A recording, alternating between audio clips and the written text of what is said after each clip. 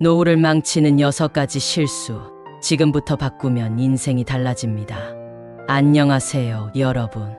오늘은 우리가 살면서 절대 놓쳐선 안 되는, 하지만 너무나 쉽게 빠져드는 노후를 망치는 6가지 실수에 대해 이야기해 보려 합니다. 나이가 들수록 삶은 느려지고 주변도 점점 조용해지죠. 그런데 그 조용함이 평화로 다가오지 않고 왠지 모르게 외롭고 쓸쓸하고 심지어 억울하게 느껴질 때가 있습니다. 왜 나는 이렇게 살아야 하지? 왜 아무도 나를 필요로 하지 않는 걸까? 이런 생각 한 번쯤 해보신 적 있으신가요? 사실 그 답은 외부가 아니라 내 안의 태도에서 시작될 때가 많습니다. 오늘은 그런 이야기, 아주 조심스럽고도 깊은 이야기 나눠보겠습니다. 첫 번째 실수는 떠나는 것을 붙잡으려는 집착입니다. 젊음, 건강, 지위, 명예, 그리고 자식들까지. 살다 보면 내 손에서 하나둘 떠나는 것들이 생깁니다. 그런데 우리는 그걸 놓지 않으려고 애를 쓰죠. 예를 들어볼게요. 한 70대 어르신이 계셨습니다. 오랫동안 회사에서 임원으로 일하시고 많은 사람들의 존경을 받았죠. 하지만 은퇴 후에도 그는 계속해서 주변에 자신의 경력과 업적을 이야기했고, 자식들에게도 내가 옛날에 어떻게 살았는 줄 아니? 라는 말을 입에 달고 사셨습니다. 처음엔 가족들도 존중했지만 시간이 지나면서 점점 피곤해졌죠.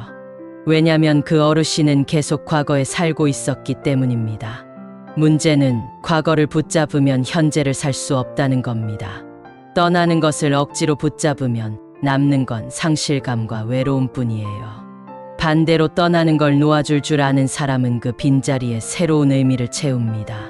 아이들이 떠나면 내 삶을 더 깊이 들여다보고, 혼자 걷는 산책길에서 사색을 즐기고, 손주에게 줄 동화를 한 권 쓰기도 하죠.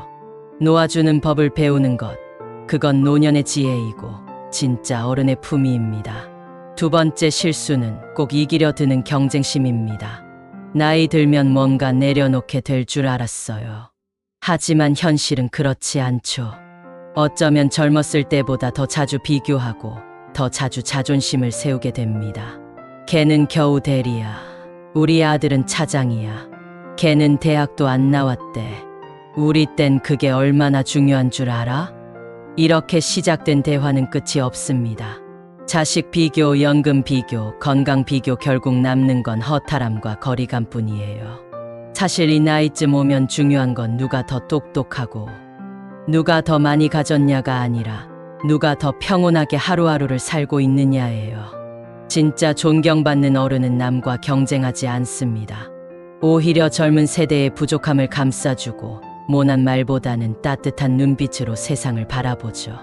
그래, 나도 그 나이 땐 그랬어. 이 한마디가 상대의 마음을 얼마나 편하게 해주는지 모릅니다. 세 번째 실수는 굳이 따지려 드는 습관입니다. 그건 정확히 따지면 내가 맞아. 왜 나한텐 얘기 안 했어? 그게 예의냐? 이런 말들 한 번쯤 해보셨죠? 물론 속상하고 억울하고 서운한 감정은 이해합니다. 하지만 그걸 모두 말로 풀려고 들면 결국 관계는 더 멀어집니다. 특히 가족 사이에서는 이게 독이 되죠.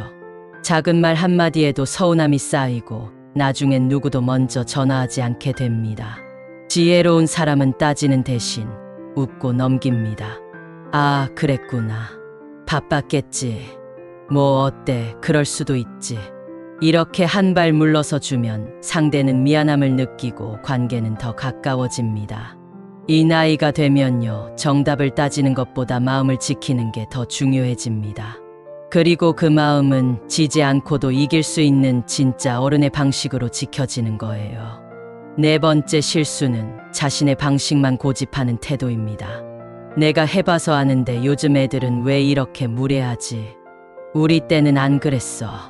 이런 말 자주 하게 되죠. 하지만 우리가 젊었을 때도 어르신들이 그렇게 말씀하셨다는 걸 기억해 보세요. 세상은 바뀝니다. 언어도 바뀌고 일하는 방식도 가치관도 다 바뀝니다. 그걸 받아들이는 게 결코 나를 부정하는 것이 아니에요.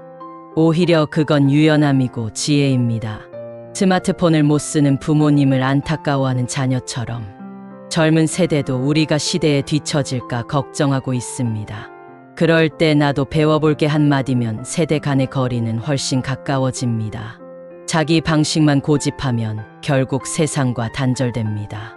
하지만 배우고 수용하려는 태도는 오히려 나이와 상관없이 더 멋지게 만들어줍니다.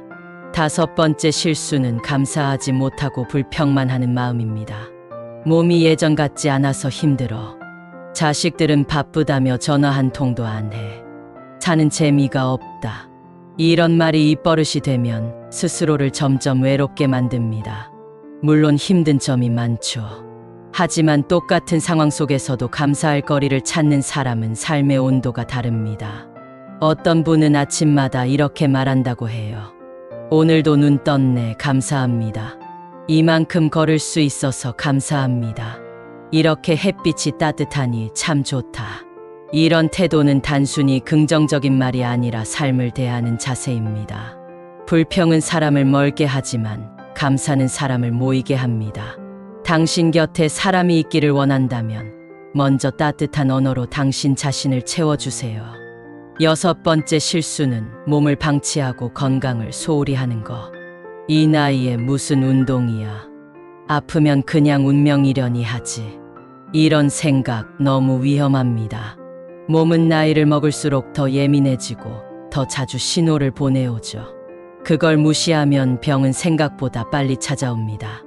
운동은 거창하지 않아도 돼요. 매일 20분 걷기, 가볍게 스트레칭하기, 물을 자주 마시고 정기적으로 검진 받는 거. 이런 사소한 습관들이 노후의 질을 완전히 바꿉니다. 건강은 곧 자유입니다. 몸이 아프면 하고 싶은 것도 못하고 만나고 싶은 사람도 못 만나죠. 그러니 늦지 않았습니다. 지금부터라도 내 몸을 소중히 대하세요. 그게 곧 내 남은 인생을 아끼는 일입니다. 자, 여러분. 이 6가지 실수 혹시 나도 하고 있지는 않았나요? 놓아주지 못한 것, 이기려 들었던 순간, 괜히 따지고 집착했던 말들, 내 방식만 고수했던 태도, 불평만 늘어났던 일상, 그리고 건강을 외면했던 나날들. 하지만 걱정 마세요. 우린 아직 충분히 바꿀 수 있습니다. 삶은 언제나 지금 이 순간부터 다시 시작할 수 있어요.